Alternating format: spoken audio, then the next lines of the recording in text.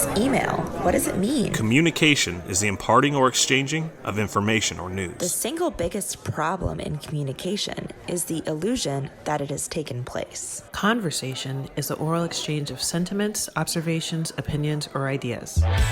Forbes Books Radio presents The Conversation with Clinton M. Padgett. Welcome back to part 2 of my conversation with Chris Fenning, communication coach, corporate trainer, and award-winning author of 4 books, including The First Minute. We pick up the discussion with Chris highlighting warning signs that indicate a team's communication needs improvement. Yeah, so if you're in a team and wondering, if you're in a team and the communication's bad, you know it because you're experiencing it. But if you're coming into a team, let's say you're joining, not even as a manager, but you're joining a new team in a new role, some things that will tell you if the communication is bad are as follows. On being online, nobody has their cameras on.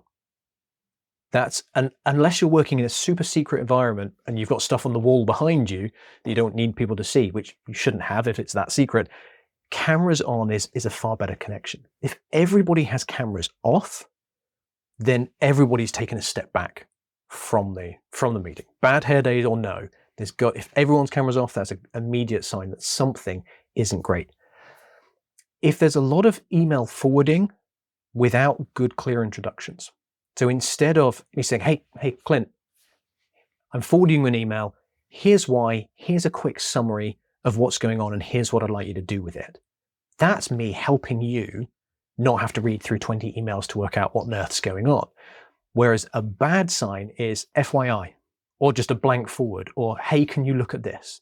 With 70 pages of emails that you have to scroll down through. Please see below. Yeah, please see below. Like, please don't make me see below. Don't make me do this. My wife had an example of this just this week. A well-meaning situation where a colleague forwarded a message that started with urgent and then a project name and then some codes and general info. So, okay, this is urgent. And it was, are you aware of this? That was the intro. And it was 20 to 30 different emails all the way down through this chain. And she had to spend about 15 minutes going through it and then going back and forth and calling the person. It turned out they just wanted to know if anyone on her team was aware that this project was coming down the path. But it took her 15 minutes and a phone call and sort of that crisis aversion mode of saying, well, what is this about? It says it's urgent. It's on a program that I know about and I know it's high profile. So what do they need? And she had to interpret all this stuff. And it could have been avoided by just a slightly short, clear introduction that said, hey, just want to make sure, is anyone in your team aware of Project X? I've included the emails below in case you're interested, but I just need to know if anyone in your team is assigned. That's it. And that is a one-word answer, yes. Well, hopefully more than one word. Yes, someone on my team is, here's who it is. But all of that, 15, 20 minutes, can be avoided by just a short intro. Do you think it's done on purpose, or do you think it's just, let me flip it so this person, because I have this theory that people like to get things out their to-do list. And if I just flip it to you and go, hey, do you know about this? Then that's checkbox. But if I have to say, here's what it's about, and, I have to put some thought into it, even if it just ends up being a short email, that takes me longer. And so I'm like, let me just get off my plate. Let me throw it over the fence to Chris's wife. Yeah, I really like to assume positive intent. That we're not sitting there at work going, oh, I don't want to do this. I'm going to flip it to them. Bam, get them to do it. It's very rare. And even in your description, it wasn't out of malice or spite. No. It was without guile is I think the phrase for that. It was just, I'm busy. This isn't for me. I think it's for them. I'm going to pass it to them. Yeah. And it's also actually based in good intent. It's not for you, it's for them. So give it to them. So then now they know they can act on it. This thing can move forward. You don't have to do it. It's one less email in your inbox, but it's not done out of spite. The trouble is, we actually create more work for ourselves and the other people in our attempts to be efficient. And here's what I mean by that. You got that email, you thought it was for Sarah, so you send it over to Sarah, and it's off your plate. But now Sarah has to do a bunch of work to work out what it's for, and she might have to come back to you for a clarifying question. which is then more time for you. And she's sat there grumbling that she's got another email to work through, which is a reputation hit for you, which makes future interactions harder. And all of these small things add up to actually less efficient than taking 30 seconds to do that quick intro. And we all have so many pressures. Like, emails come in all the time. It's a horrible thing, particularly if someone is an inbox 0 as their goal, that we just want to get stuff out. But processing it quickly is not the same as processing it effectively. And that's where, let's talk about GPS as a method. That's where a summary method like goal, problem, solution enables you to quickly and clearly summarize a 20 email chain, to summarize an entire project, to summarize a complex request in a way that helps the other person quickly understand what it's about. These small structures make such a difference and make it easier for you to help the other person and get what you need. No, I was even thinking about Sarah. What is it? If I'm Sarah and this email it doesn't really belong to me, I may not even respond. I may just say, well, this is clearly not meant for me, and just ignore it. And now one person thinks I've sent it to the right person. I can not worry about it. The other person's receiving going, this is clearly not for me. I'm not doing anything with it. And now the problem just gets out there and grows and grows and grows because nobody's working on it. Oh yeah. Once it drops off the screen, you've got too many other emails come in ahead of it and it's dropped off. You just don't see it. And then we can go down a whole topic of how to write an effective subject line so that people really know what it's about and they're more likely to open it. But yeah, if it's not for me and doesn't impact me or impact things I care about or my team, then it's lower in the prioritization. Whereas the one from my boss, I'm reading that one and replying to that one. And everyone can't say urgent, please open. Yes. Or you'll stop responding. we had a bit of a joke. So I worked in a project office, so lots of high profile projects going on across the company. And one of the things that we would do to sort of lightheartedly vent our frustrations, we'd screenshot bits of our inbox sometimes. And it would just be who can get the most urgent must read emails all back to back. It ended up with a little bit of doctoring to try and get them together, but there were some genuine times where someone would come in first thing in the morning and it would be 7 or 8 urgent must reads, including things like the team lunch the following week, where the urgent thing was just want to clarify it's 1:30, not 1:45. Like, that is not urgent when you've got people coming in with multi-million-dollar issues at the same time. But Chris, my email template starts with the word urgent. I don't know what you're talking about. It's just there. But templates are great. So you mentioned using an email template. When it comes to setting up meetings, a template can significantly change the success of a meeting.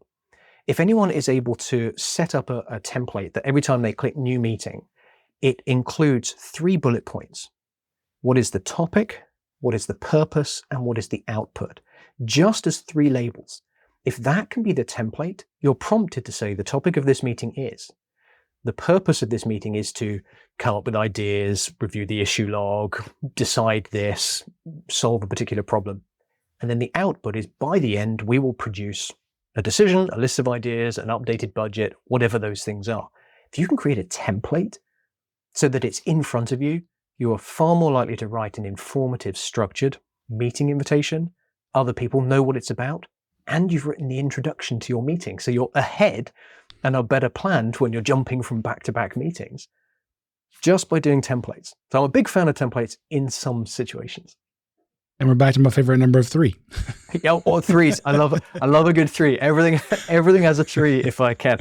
I try not to force it, but everything has a 3. And I'm going to use this as a time to jump into something that we've touched on and I keep diverting away from, which is the second method in the book, is goal, problem, solution. Yes. And this is how to summarize something. And this could be a summary introduction. It could be summarizing a complex issue. It can be used in a sales type environment, although I believe there are better models, but it can be used to help with sales. And the model is this: whatever you are going to talk to someone about, if it's a big topic, you need to start with what is the goal? What are you trying to achieve? Whether it's you as an individual or you as a team or an organization, what is the end goal? What is the problem standing between you and that goal? And then what is the solution? And the solution might be, I don't have a solution, I need your help. That's still part of that solution discussion. Yeah, And I think he gave us 3 options in the book as well there. It was like, there's a solution, I just need your approval.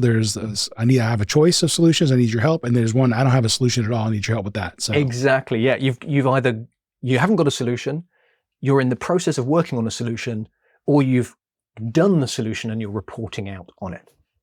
And some people would say, oh, but what if the solution didn't work? Well, then you're back in the trying to find a solution or working on a solution. So those are the 3 different types. And the reason, I'm going to start with the reason why it's important and then go into how the model works. The reason it's important is it provides clarity, it provides structure, and it stops backward conversations. So as a recipient, I need to be clear on what you're talking to me about. I also want a bit of structure so that all the detail you're giving me makes sense and I can organize it. And if you've given me goal, problem, and solution, I can begin to put info into each of those 3 buckets. And the avoiding backwards conversations is another time saver. And you might be wondering, what's a backwards conversation? Well, it'd be like this. You're my boss, and I come up and I say, oh, can I have approval to spend this thing? I need to buy this thing. What question do you have? Do you need it? How much is it? A ton of questions. Why do I want it? Oh, well, I need it for this thing. So I'm trying to solve this particular problem. I'm trying to deal with this. I've got this client doing something or other. And so I want this. It's going to help me do that. And then you might ask me, well, why does that matter? Why is this more important than other stuff that I'm doing? Oh, because I'm trying to achieve that end of year target that we had connected to this objective, or I'm trying to do this thing for an important client. Well, what's happened there is I've moved further away from what I need, which is approval to buy the thing.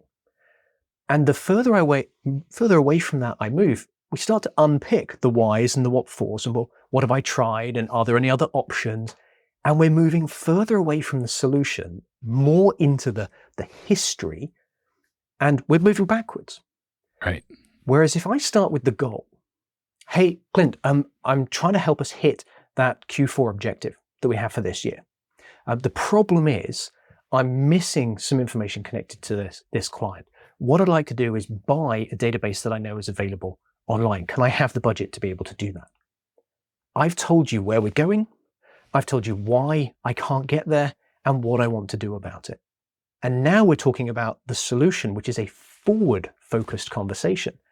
And I've also not expanded into loads of detail, the whys and the what fors, and what have I tried, and where are we going? I told you where we're trying to get to, why it's difficult, what I want to do about it. 3 lines. And that's so much better than what early in the conversation today we talked about. I come in and I just basically puke on you with all the information, all the backstory, all this stuff. And after all that, you go, okay, so what do you want? And now we're talking about, what if I just told you what I want and nothing else? Then you're going to have all these questions to go figure that stuff out. Instead, we're trying to be succinct and to the point in 3 sentences, 3 lines, less than a minute. Here's what we're going to do. Here's what I need. Here's the problem I'm trying to solve. And now we have some context. Yes. And now we can expand it. You can ask questions on any part of that. Why is that goal important? Tell me some more about the problem. You can ask me what I've tried. And that's okay, because you as the recipient are choosing how much detail we go into. I, as the person speaking up front, I'm not forcing information onto you that you might already know, not care about, or any number of other things. I give you the structure, and then you get to choose where we go next in the conversation, based on your part in that message. And it can be used for anything. There's an example shared in the book. So I'm back now in Virginia, USA, where I lived before, and up the road is NASA. And after a sports event, we had a big social league. We had, so there were a number of engineers, there were people who worked in finance, pharmaceuticals, all sorts of things coming together at a barbecue. And it was at the time when the International Space Station was a hot ticket item in Congress. Will it be funded? Will it not be funded? And these 2 engineers in NASA were really it was a big topic for them. They loved it. And they were talking about this. Someone walked over, I forget who it was now, but someone totally outside the industry walked over and said, well, why should we fund it? And he got a 20-minute, very interesting, but 20 minutes of info at him about what was happening and why and what it was for and so on. And he just stood there, had a beer in hand. It was a good day, didn't matter. So he was just sort of letting it come at him. And at the end of 20 minutes, he summarized it in 3 lines. He said, all right, so let me see if I understand this. The reason the reason it's expensive, but we should keep funding it is we want to do science in space because it's really good for developing technologies and it's going to help the world. Problem is, it's really far away. It's kind of dangerous to have people up there and it's difficult to get to, right? And that's expensive. We want to keep people alive. And so the solution is we keep funding it so that we can get all the science and the technology and come up with wonderful things we didn't know about before. And these 2 engineers they looked sort of a cross between really happy that he understood, but also really dejected that, like, well, I mean, it's a lot more complicated than that, but yes. And it was more complicated than that. But if they'd started with those 3 lines and said, well, we get a ton of benefits. There's a ton of science up there. We learned things we didn't know before, but it's dangerous. People die, there's radiation. It's also quite a long way away. It's more than a bike ride. So we need to keep funding it so that we keep people alive and we keep doing awesome science. And at that point, the other guy could have asked any number of questions about what is the science, why is it dangerous? And it would have been a conversation, not a one-way monologue.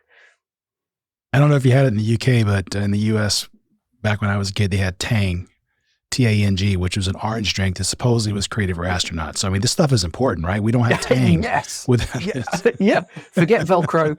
Forget growing stuff in zero gravity. Forget the new drugs that are coming out. It is Tang. Tang is the thing. Thank you. You actually introduced one of your chapters with the quote from the Spice Girls, tell me what you want, what you really, really want. And I thought, if you had the Spice Girls on your bingo card today, congratulations. Yeah. I mean, it was an important communication message delivered by a fine pop group. Except they never answered the question. I'll tell you what I want, what I really, really want. So you tell me what I want. And they don't. They don't ever answer the question. That's a different communication problem. That's in the latest song that they answered that one. Are there certain, you kind of touched on it a minute ago, but are there certain industries or places where it works better, certain roles where it works better, or certain where it doesn't work quite as well? I mean, I know we talked about technical to finance or marketing, that black hole between them. Are there other ones that work well or not as well? Let's start with the not as well, and it's situation specific. So for both framing and structured summary, so whether it's topic, intent, point, or goal, problem, solution, there are a couple of situations where you absolutely should not use these as your conversation opener. And the general rule is, if it's a very emotive topic or it affects someone personally, don't start with that. And here's the example. Hey, Clint, I need to talk to you about your job. We're letting people go. I'm going to fire you today. Let's start this conversation. Don't do that. Right. Or, hi, Clint, I want to talk to you about your performance. I need to tell you how to not suck as much as you do. The key thing is you've been annoying everyone in the team. Let's talk about this, and I want to help you out. Just don't do that. It's terrible for starting emotive conversations. And when I deliver training, without fail, somebody says, get this hand in the air, and someone says, will this work with my partner? And my answer is, I don't give relationship advice. I'm in a very nice one. I want to keep it that way. But some people have had success with this. And it comes back to the situations. And it's whether the conversation is transactional or relationship based. So stick with the outside of work for a moment. If we're prepping for a trip and my wife and I are going back and forth talking about the planning and the packing and so on, having a very clear, hey, can I talk to you about packing the car? I got some questions. I'm wondering about these 3 things. Are they available? Like, that's a very structured transactional conversation. If I'm talking about something that's bothering me in a relationship, no, don't frame the conversation that way. There are much better interpersonal models for that. But a lot of our interactions are transactional. So clarity is important. And it's definitely helped some people in some situations.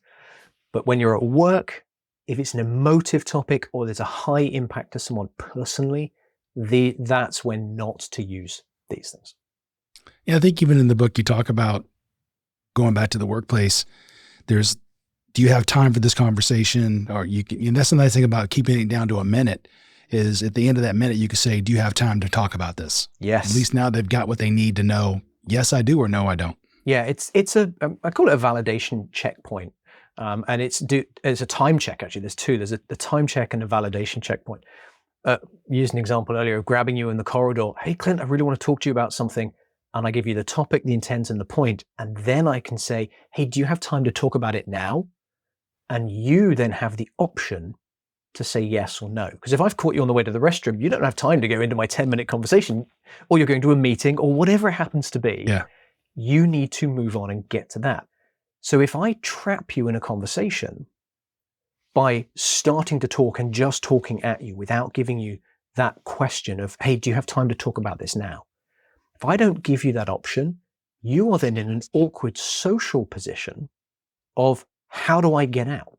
And I might be making you feel uncomfortable, and maybe I've got positional power over you. Maybe you're just a very nice person and don't want to upset me in any way. So you put your own needs aside for that conversation, but I'm actually impacting you, which has another impact on my own reputation. So a very quick question of, hey, do you have time for this? That's the time check. And the second one is a validation checkpoint. Are you the right person to talk to about this? Now, often we know, but it's not always. Maybe you've passed a project on to somebody else, or it's not your role anymore. You go, actually, I now understand what you want. Jane is the person to talk to, or go and talk to Saeed, or whoever it happens to be. You then have that option before I'm going into all the detail in the background. Going back to your story with Sarah, if when I flipped the email, I could have at least said, are you the right person? If not, who should I send this to? At least now you know. Yeah. Sarah knows I've got to answer this back. It's not something I can just ignore. I need to respond yes or no. Yes, and that's Goal Problem Solution helps you with that.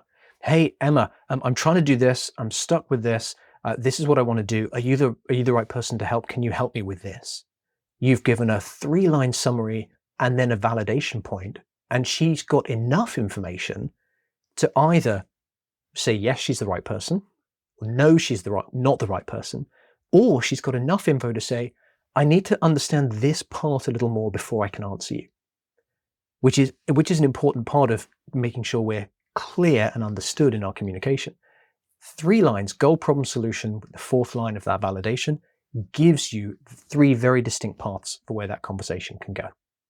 I think one of the things I really liked about what you wrote is we're talking mostly about the oral communication piece, but as you pointed out, there can be email, it can be meetings, it could be something you're posting on Slack. You can use your process for multiple communication methods. Yes. Yep. It's a structure for all of them. So let's say that I'm an engineer, and as I am, and I'm thinking, this all sounds great, Chris, but I work on the space station. I work on really complex technical things.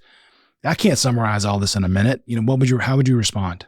All right. So the response is, it's not about cramming everything into 1 minute. You're not trying to compress an entire conversation into 60 seconds to get it out of the way. You're trying to set up a conversation so that you've got the person's attention and there's a structure and they know what you're going to talk about. So the point is getting enough information in a clear, structured way so that you can go into the detail if it's necessary. And I stress if it's necessary. Right at the beginning, we talked about the thought that someone else needs to have all the info that we have for them to be able to answer our question or understand the situation. And it's rarely the case. If we're asking a manager for approval for a budget item or to spend on something, they don't need to know all of the details of our work that we've done on the project. They need to understand what's it for, what problem is it going to solve, and is it with, how much is it going to cost, etc. So there's a few details, but they have a smaller set of concerns and they don't need our level of information. What they need is a clear summary so that they can ask for the information they need from that. So do you think that there's a connection or correlation between this first minute communication process and stronger organizational culture? Oh, that's an interesting question. Organizational culture is strong or weak for so many different reasons that can bear no relationship to communication at all. But in some cases, yes, it can. If there is a culture of long-winded, unclear communication, and everybody just sits back and accepts it. They know, oh, someone's talking to me. Okay, I know it's going to take 15 minutes for them to get to the point. If we just accept it, the culture is we're accepting inefficiency, we're accepting not paying attention, and we're accepting slowly degrading reputation with each other over time. I can ignore you for the first 12 minutes because you're going to get to the point in minute 13, 14, and 15. Yeah. And if I've got my camera off, I can just be scrolling on my phone or answering emails or just, and then go, oh, at the end, oh, by the way, sorry, I was on mute. Can you repeat that last question? That sounded important. So yes, it absolutely can impact culture, but we can affect it. And this is where, as a recipient, we can help other people be clear and concise without being rude. And we can use the same models that we've talked about. So almost everybody knows someone who is long-winded. That person comes in and if they were phoning you, you've already made that choice whether to answer the call or not. But if they've come into your office and they've come to see you, you can't pretend that you're not there. So you have to engage. Right. Here's how you can help someone else, whether it's on your team, whether it's a colleague, even works when you're communicating up. Here's how you can help them get to the point. And it's using the three structures, the three-part structures that we've talked about. Because we know that we need to know the topic, the intent, and the point for us to be able to properly interpret information. We know that it's helpful to understand what is the goal, what is the problem standing between us and the goal, and what is the solution. If we know that we need those things, we can ask for them. So we can start filling in the blanks. So if you're talking to me and a couple of minutes in, I'm thinking, okay, no, what are you talking about? I get to politely interject and say, hi, I just want to clarify, are we talking about this project or that project? Oh, this one over here? Excellent, great, thank you. Just wanted to make sure we're on the same page. You can ask for the information, which not only helps you understand what's coming, and we need that, it also changes a monologue into a dialogue. And at that point, you've got sort of social permission to keep going back and forth and fill in the rest of those blanks. Okay, great. And so is there something you're looking for from me? Because it's all interesting stuff. But I'm just wondering, do you have a specific question so I can really help move this forward? I'm wondering if you could even set the expectation that people, so I have a reputation within the company of asking questions. And so they actually had little wristbands made up that said WWCA, which stood for What Will Clint Ask?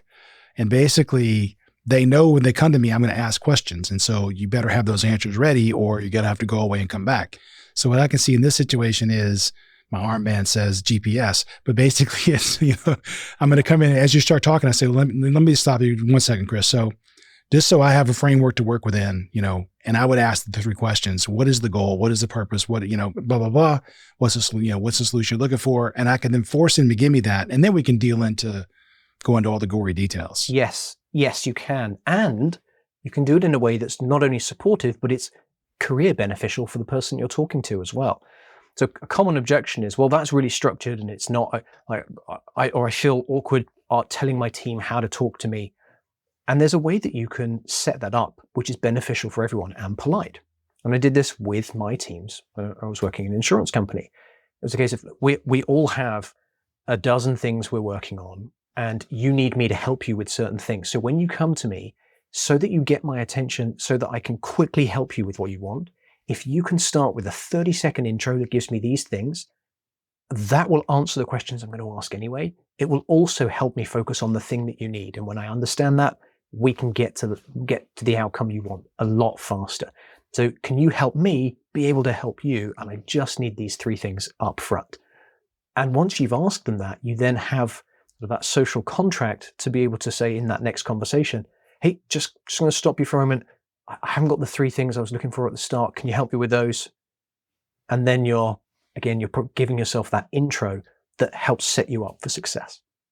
And everybody knows you're going to ask it. So they're going to come in prepared. And on the rare case they don't, then you can ask it and they can't get their feelings hurt because you ask everybody the same thing. Yeah. And I've mentioned a few times that this is career beneficial. And here's two very specific ways it helps.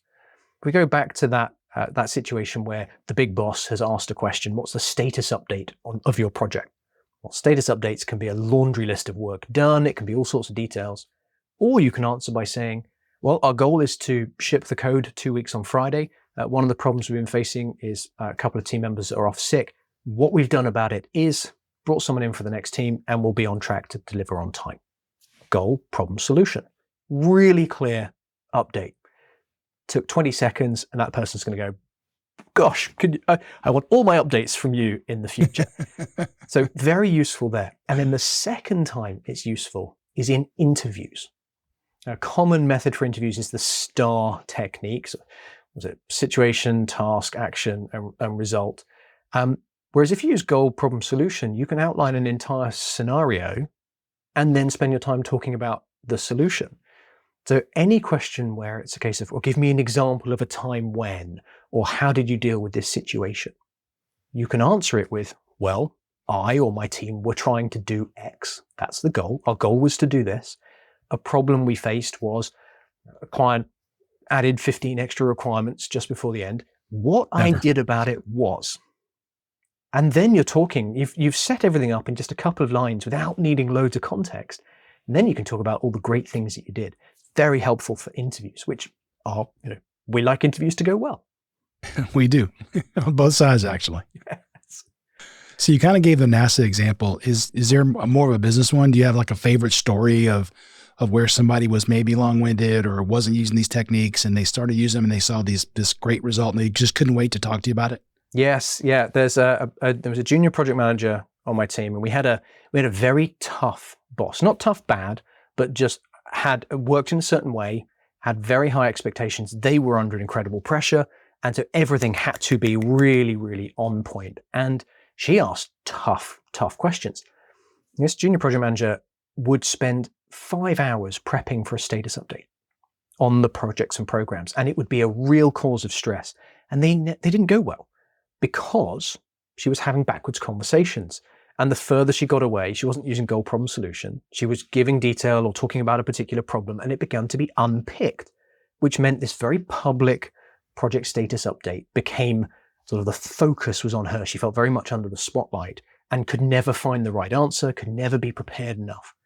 So time wasted, incredible amounts of preparation, was never the right topics, and was a very stressful thing. So we got her to use goal, problem, solution. We talked to her, was coaching her as she was in my team and said, okay, you're going to give 3 updates. And the 3 updates are going to be things that impact what the boss cares about. And for each one, you're going to give the goal, 1-line problem, and what we're doing, have done, or need to do about it.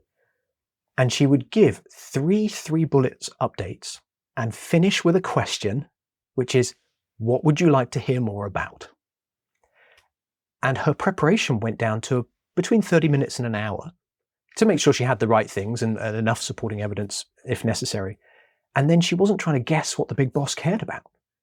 She said, here are 3 things I think you need to know about, but is there anything else you want to know that you care about? Is there anything else you want to talk about? And sometimes the big boss would go, yeah, none of that's important. I want to talk about this. But she got there within a minute and a half rather than after 15 minutes of over-delivering. Right. And it was so well organized. The boss said, yeah, those first 2, I understand, no questions. On the 3rd one, can you remind me or tell me? And then they would go into the conversation. And it had a second benefit. In addition to her not feeling overwhelmed and being better prepared, it meant that everyone else in the room changed their opinion of this PM. Because when we deliver a lot of information, we are taking time from everyone in the room. And if I'm the one talking, I'm taking that time from everybody. If I can give a 3-line update, or let's be generous, 6 lines, a 6-line update, and then ask, what would you like to hear more about? Suddenly it's the other person who's choosing how much time is taken. I'm not choosing to take time from everyone in the room. It's the boss saying they want to go into it. I'm not the one stealing time. Right. The boss is choosing how long the conversation goes on for. And those small things make such a difference to our reputation. That's amazing. 6 is your 3 plus 3 also works. So 2 plus GPS equals 6. Yes, it does. Yeah. So this has really been good. Let me wrap up with 3 questions I ask everybody that comes on. First one is, are there any leadership principles that speak to you personally and guide your day-to-day behaviors? There are, but some of them aren't particularly professionally friendly. It's don't be greedy, and don't be a dick. We like it. I'll take it.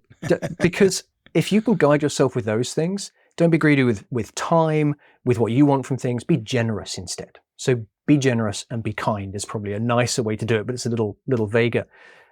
Those core principles can help you no matter what the situation comes out. So rather than getting very specific situational advice, it's just general principles. Be kind and be generous with your time, with your advice, with your empathy. What's the best piece of advice you've ever been given? Stop talking. Start listening. Yeah. I was incredibly long-winded and all the things I now teach people how not to do. I was doing these things wrong at the start. I would also not realize when I'd gone too far in situations. So that I have a couple of very clear things in my mind is sometimes stop talking can be the absolute best thing that you can do. Going back to Thomas Erickson, who you brought up earlier, who wrote Surrounded by Idiots, you're a yellow, then basically. You're not a red. Yellows like to be long-winded. Reds are just shut up, stop talking, here's the point. It's when I talk, I tend to be yellow. When I receive, I like to be red, but I also want a bit of blue. I'm all over the map on the disc profile, which makes it very difficult for the people around me. Or entertaining, That too. So other than your own books, what's the best book or article you read recently, and what was the key takeaway? I'm a really big fan of Erin Mayer's book, The Culture Map, because we work in such an interconnected world now, whether you're working with someone in another country or someone in a different demographic, working across generations, being able to recognize where there are cultural differences impacting how we communicate, how we interact, how we work. Those are so different. And the key takeaway for me was anyone reading just the first chapter about how to communicate with someone in a slightly different culture is it opens our eyes to the fact that there are differences. They're not bad, but if we're aware of them, we have more options for how to react to them. So Erin Mayer's The Culture Map, absolutely fantastic book. I'll have to check that one out. It's perfect because I do a lot of international projects, and I've told the story on other podcasts as well, but one of my favorite places to visit is Japan. I love Japan. But if you don't understand the culture, you can get yourself in trouble because you can be having a conversation with somebody and they're nodding their head going, hi, hi, hi. And so you're thinking they're agreeing with what I'm saying. But in reality, hi just means I understand you're saying words. I understand those words. I am not agreeing with them. I'm just saying I understand you. And that's a very different. Yeah. You got to get your head around that, and the other one is they don't like, I'm told there's no word for no in their language. I don't know if that's true, but I know they don't like to say no. Yeah. So what they will say is, that will be difficult, which means it is never going to happen, but I'm too nice to say that to you. So yes. Culture, you have to understand the culture and the communication, they go together. They really do. They really do. And talking about Japan and other Eastern Asian cultures, you asked earlier, when does this stuff not work? It doesn't work very well in Asian cultures. So I talk about one bullet each for topic, intent, point, and goal, problem, solution. If I'm working with someone in Japan, it can't be one bullet each. You can have 3 or 4 because there's a method in Japan called reading the air, which is understanding subtext. And culturally, there's a difference in someone who is being direct usually has a second meaning. And it's what is meant behind it. And there's a reluctance to be direct. So you have to interpret what else is going on. And their cultures worked for thousands of years. So it's not a bad thing. It's just different to how many of us in English-speaking Western world communicate. So goal, problem, solution, and topic, intent, and point, psychologically, their brains still work in the same way. They still need that information, but not as, in someone's terms to me, not as brutally direct and rude. And that's how it was described. Your method is brutally direct and rude. So we talked about how do you change that? And they all said, we still need to know what you're talking about and why you're telling me and so on. But we need more time in which to convey that. So what I say is have 3-5 bullet points per item. Adapt these methods to the culture that you're in. Spanish-speaking countries, Brazil, they like to expand more. Yeah. You still need to deliver the information, so adapt the framework to fit with the culture. The other thing I learned in Japan was, so usually we go over and we do all the planning for Coca-Cola on the Olympics. And so we went over to Japan to plan the Tokyo 2020 Olympic Games. And I learned very quickly that they don't like, they want homework. So you can't just say, don't worry about it, just show up. We'll do everything in the meeting. You have to get them homework or they get really upset. They want to prepare to make sure they're ready for the meeting. So it's, maybe that's because they want to read the air. I don't know, but it's yeah. If turning up unprepared, it is then a reflection of, am I able to deliver the best value I can in that session? And I'm not going to say any more than that because there's cultural things that are different that I'm not fully aware of. Yeah. But comes back to the recommendation. Aaron Mayer's book opens our eyes to what some of those differences can be and how to start a conversation about recognizing those differences and being able to overcome them. Chris, this has really been great. If people want to learn more about you, hire you, engage with you, how can they do that? They can find me at chrisfenning.com. It's my name is my website. My social hangout is LinkedIn. And I'm happy to help, whether it's an individual or a team or an organization. If you're looking for some clear and concise communication, let me know. I'd be very happy to help. And that was Chris, C-H-R-I-S, Fenning, F-E-N-N-I-N-G, and the book is The First Minute. I really appreciate your time today, Chris. Thanks so much for the conversation. It's been a lot of fun. Thank you for having me. Thanks for listening to The Conversation. To find out more about Clint, go to clintonmpaget.com and pick up Clint's book, How Teams Triumph, Managing by Commitment, at Amazon. The Conversation with Clinton M. Paget is a production of Forbes Books.